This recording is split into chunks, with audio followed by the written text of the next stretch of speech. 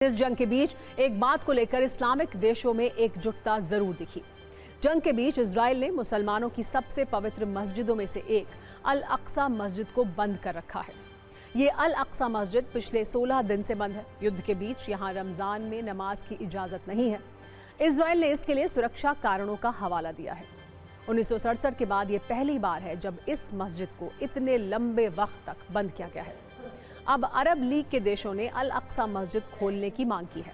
मस्जिद बंद करना अंतर्राष्ट्रीय कानून का उल्लंघन बताया गया है। आरोप ये UEM जयपुर एक आदर्श लक्ष्य है। भावी छात्रों के लिए अच्छी नौकरी, भविष्य के लिए तैयार कौशल के साथ अच्छी शिक्षा है कि इजराइल जानबूझकर यरूशलेम के आसमान में मिसाइलों को इंटरसेप्ट कर रहा है ताकि ईरान पर धार्मिक स्थानों पर हमला करने का आरोप लगे।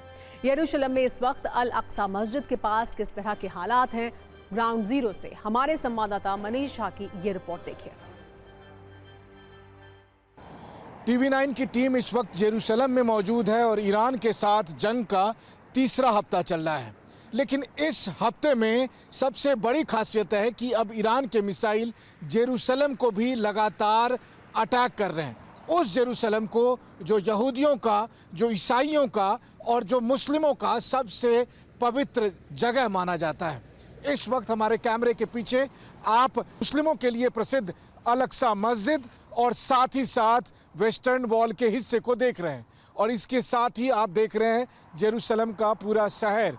लेकिन लगातार ईरान के मिसाइल न केवल इस हिस्से से होकर गुजर रहे हैं बल्कि इसमें से कई ईरानियन मिसाइल इन हिस्सों पर आकर गिर भी रहे हैं और जिनसे क्षति भी पहुंच रही है। और ये बात हमास और हिजबुल्लाह के साथ इजराइल के जंग से बेहद अलग है, क्योंकि हमास के साथ इजराइल के जंग के समय जब रॉकेट आते थे तो वो रॉकेट कभी भी इन इलाकों में आकर नहीं गिरते थे। लेकिन इस वक्त ईरान से जो मिसाइल आ रहे हैं वो इन इलाकों को भी टारगेट कर रहे हैं, जो धार्मिक तौर पर तीनों ही धर्मों के लिए बेहद अहम जगह मानी जाती है। और इस जगह के आसपास में भी ईरान के मिसाइल, बैलिस्टिक मिसाइल आकर गिर रहे हैं। और ये ईरान की रणनीति का वो हिस्सा है जो न केवल जेरूसलम में बल्कि इस जगह पर आस्था रखने वाले तीनों धर्मों के लोगों को समझ में नहीं आ रहा कि आखिरकार ईरान की तरफ से इस खास धार्मिक शहर जेरूसलम को टारगेट करने के पीछे क्या मकसद है। कैमरामैन रोहित कनौजिया के साथ Manish Jha, TV9 Jerusalem, Israel. एक तरफ ईरान इस्लामिक देशों को अपने पक्ष में करने की कोशिश कर रहा है, दूसरी तरफ डोनाल्ड ट्रंप के अरमान अभी अधूरे ही हैं। वो इस जंग में अब अकेले पड़ते जा रहे हैं। ट्रंप मदद मांग रहे हैं लेकिन दोस्तों ने मुंह फेर लिया है।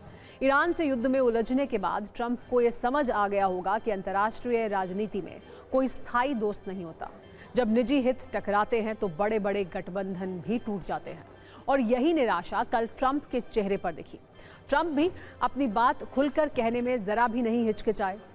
ट्रंप ने खुलकर कहा कि जापान में अमेरिका के 45,000 सैनिक हैं।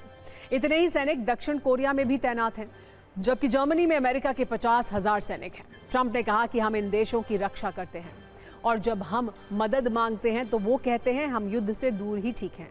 यानी ट्रंप ने इशारा किया कि ये रिश्ता सिर्फ स्वार्थ का है। जो भी देश अमेरिका से अपनी दोस्ती निभा रहे हैं वो सिर्फ अपने बारे में सोच रहे हैं और इसी बात ने ट्रंप को काफी दुखी किया है। हॉर्मुज़ में सिर्फ जहाज ही नहीं फंसे हैं, वहां अमेरिका की कूटनीति भी फंसी हुई दिख रही है। कैसे हॉर्मुज़ में ट्रंप की कूटनीति हार हुई है। ट्रंप ने अपने दोस्तों से मदद मांगी थी। ट्रंप ने सिर्फ एक सवाल किया था, क्या हॉर्मुज़ में वॉरशिप भेजोगे। इस पर देखिए अमेरिका के दोस्तों ने क्या जवाब दिया। जर्मनी ने साफ इनकार करते हुए कहा कि ये हमारा युद्ध ही नहीं है, ये हमने शुरू नहीं किया है।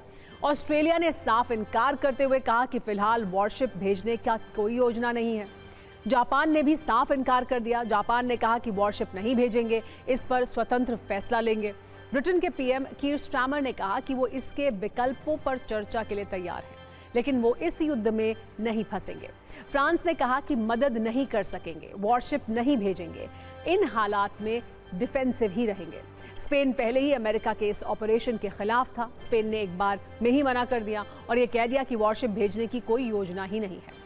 इटली की PM जॉर्जिया मेलोनी ने भी साफ इनकार करते हुए कहा कि वॉरशिप भेजना मतलब युद्ध में शामिल होना है और वो ऐसा नहीं चाहती।